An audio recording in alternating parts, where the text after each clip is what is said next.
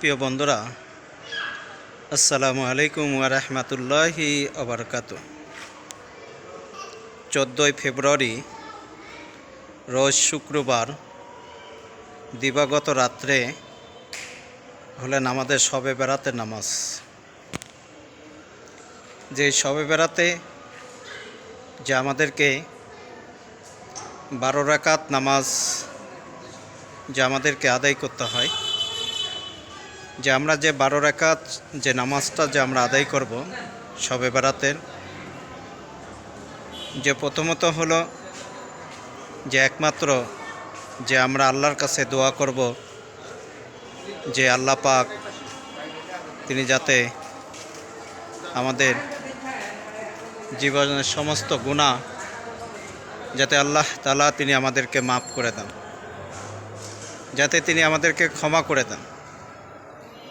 এর জন্য প্রথমত আমাদের লক্ষণ থাকবে, উদ্দেশ্য থাকবে যে আমরা আল্লাহর কাছে ক্ষমা চাওয়া। যে ব্যক্তি যে যত বেশি আল্লাহর কাছে ক্ষমা চাবে, আল্লাহ সুবহানাহু ওয়া তাআলা তিনি ওই ব্যক্তিকে তত বেশি ক্ষমা করে দিবেন এবং তিনি মাফ করে দিবেন। তা আমরা যে শবে বেরাতে আমরা যে 12 রাকাত যে নামাজটা পড়ব, অনেকে বলি যে ভাই শবে বেরাতের নিয়মটা একটু বলে দেন। আসলে আমি সেই বন্ধুদেরকে বলি যে আপনি অন্য দিনের নামাজ যেভাবে পড়েন ঠিক আপনি শবে বেরাতের নামাজটাও যে আপনি ওইভাবে পড়বেন, যে আপনি ওইভাবে শবে বেরাতের নামাজটাও আপনি আদায় করবেন। শুধু আপনি নিয়ত করবেন যে আমি শবে বেরাতের নামাজটা আমি আদায় করলাম, করতেছি আল্লাহু আকবার। যে এইভাবে যে আপনি শবে বেরাতের নামাজ যে আপনি কায়েম করবেন, শবে বেরাতের নামাজটা আপনি পড়বেন।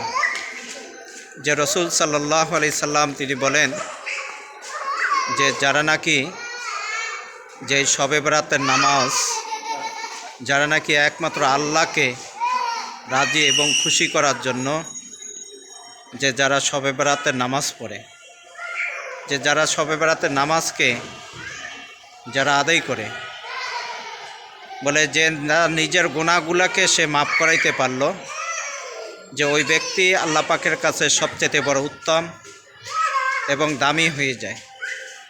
এজন্য আমরা সবাই চেষ্টা করব যে আল্লাহ সুবহানাহু ওয়া তাআলা তিনি যাতে আমাদের গুনাহগুলোকে মাফ করে দেন এবং তিনি আমাদেরকে ক্ষমা করে দেন।